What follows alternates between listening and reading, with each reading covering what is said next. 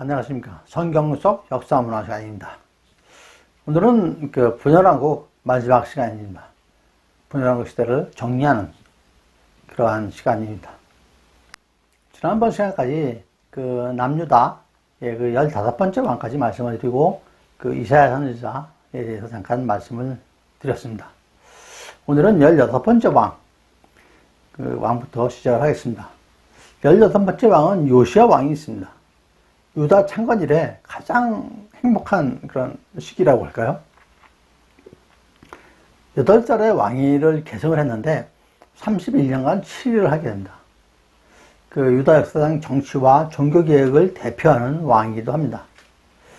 역대하 34장 2절 말씀에 여호와 보시기에 정직하게 행하여 그의 조상 다윗의 길로 걸으며 좌우로 치우치지 아니하고 라고 했습니다. 내부적으로는 이방 우상을 모두 제거하고 이교적 예배를 금지했습니다. 성전은 수리를 재건하고 있습니다.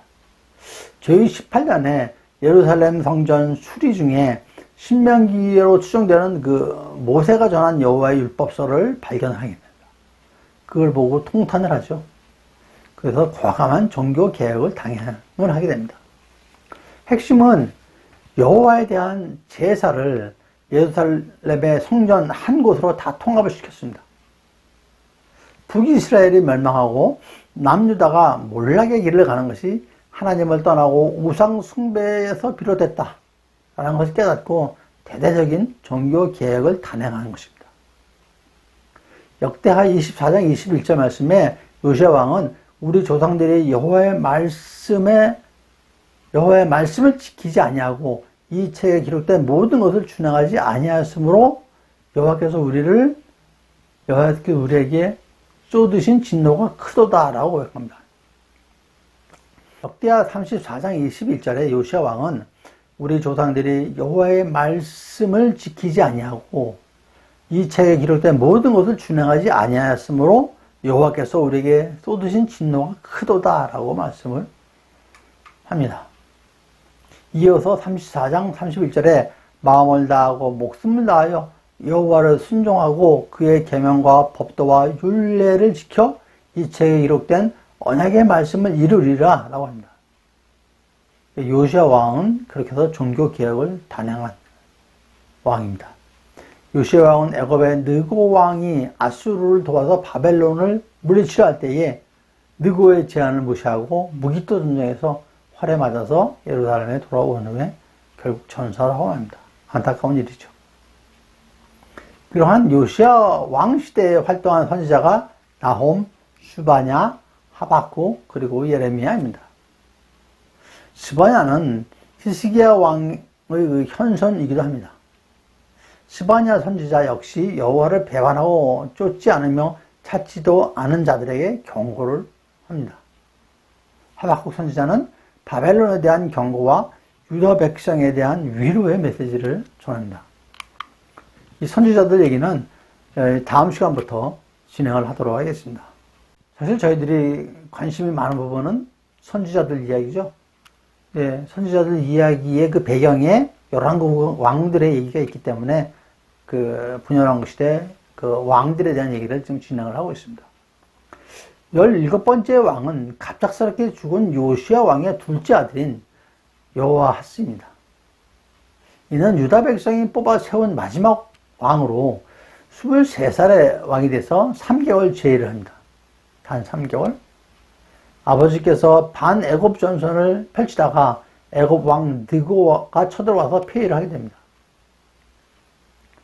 그 다음에 18번째는 여호아하스 왕을 폐위시킨 애굽이 이의 이복형인 여호야김을 왕으로 옹립을 합니다. 그러니까 여호아스는 애굽에 의해서 세워진 왕인 거죠. 11년간 예루살렘을 다스리게 합니다. 대담하고 흉악하기 그지없습니다. 이 당시에 남쪽 애굽과 북쪽의 바벨론의 세력 다툼이 극심한 시기였습니다. 남쪽의 애굽, 북쪽의 바벨론. 양쪽 군대가 길그미스 전투에서 교전 중에 애굽이 패하게 되죠. 그러니까 모든 상황이 좀 얼리기니까 위에 바벨론으로 기울고 있는 거죠. 애굽을 이긴 바벨론 왕 느부갓네살이 돌아가는 중에 예루살렘에서 성물을 탈취하고 사람들 쇠사슬에 묶어서 바벨론으로 끌고 갑니다. 포로인들이 생겨나기 시작하는 거죠. 이때 여호야김은 일부 왕족들과 귀족들을 끌고 가는데 여기에 선지자 다니엘도 포함돼서 다니엘은 포로로 끌려가서 활동한 그런 선지자 예언자인 겁니다. 이것이 제1차 포로 시대입니다. 19번째 왕으로 여호야김의 아들인 여호야긴이 100일 동안 유다를 치료합니다. 악행을 일삼다가 느부갓네살이 직접 군대를 이끌고 와서 예루살렘을 포위하고 여호야긴 왕을 바벨론으로 끌고 가버립니다. 이때 선지자 에스겔도 끌려갑니다. 이것이 제2차 포로 생활입니다. 기원전 597년에 일어났던 일입니다. 열왕기 24장에 기록됐습니다. 느부갓네살은 요시야 왕의 셋째 아들이며 여호야긴의 숙부인 마따니아를 시드기야라고 이름을 바꾸고 왕으로 세우고 11년간 다스리게 합니다. 고위층과 제사장들과 함께 악행을 저지르지만 당대의 선지자인 예레미야를 존경하고 호의로 대하는 그런 조금 다른 행태를 벌입니다. 반바벨론파, 그러니까 바벨론에 반대하는 파와 반대하면서 친애고파, 밑에 남쪽이죠. 친애고파의 압력으로 바벨론을 배신해서 결국은 기원전 988년에 느부갓네살 왕에 의해서 남유다가 패망을 하게 되는 거죠. 남유다가 패망한 원인이 여기 있는 겁니다. 바벨론을 배반한 거죠. 시드기야를 위시해서 예루살렘과 유다에 남은 사람들을 또 바벨론으로 끌고 가게 되는데 이것이 세 번째 포로 끌고 가는 것입니다. 그리고 느부갓네살은 유다 왕국을 바벨론 제국의 영역 속에 완전히 편입을 시켜버립니다. 유다의 그 귀족 출신인 그다야를 총독으로 임명합니다. 간접 통치를 하는 것이죠. 바벨론 왕국에 포함시켜 놓고 자기 사람들이 안 가고 유다 귀족 출신 그다야를 갖다가 총독으로 임명한 거죠. 그런 나름대로 남은 군대의 지원을 받아서 황폐한 나라를 갖다 재건하는데 유다를 재건하는데 노력을 합니다. 하지만 어차피 바벨론의 앞잡이라고 이렇게 몰아세워져 가지고 기원전 582년 그쯤에 유다 왕족들이 그를 살해를 하게 됩니다. 이 결과 이를 진압하기 위해서 바벨론 군대가 다시 들어오게 되는데 일부 사람과 백성들하고 예레미야를 바벨론으로 데리고 갑니다. 이것이 4차 포로입니다. 그래서 1차, 2차, 3차, 4차의 포로들이 바벨론으로 끌려가게 되는 것들이죠. 이렇게 해서 남유다는 완전히 패망을 하게 되는 것입니다.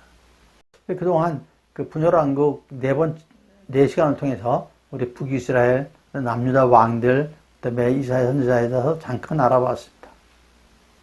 다음 시간부터는 선지자를 중심으로 해서 엘리야, 엘리사부터 해서 이사야, 예레미야 이렇게 그 대선지자, 소선지자를 알아보도록 하겠습니다. 좋은 참고가 되었으면 좋겠습니다. 감사합니다. 성경 속 역사 문화 시간이었습니다.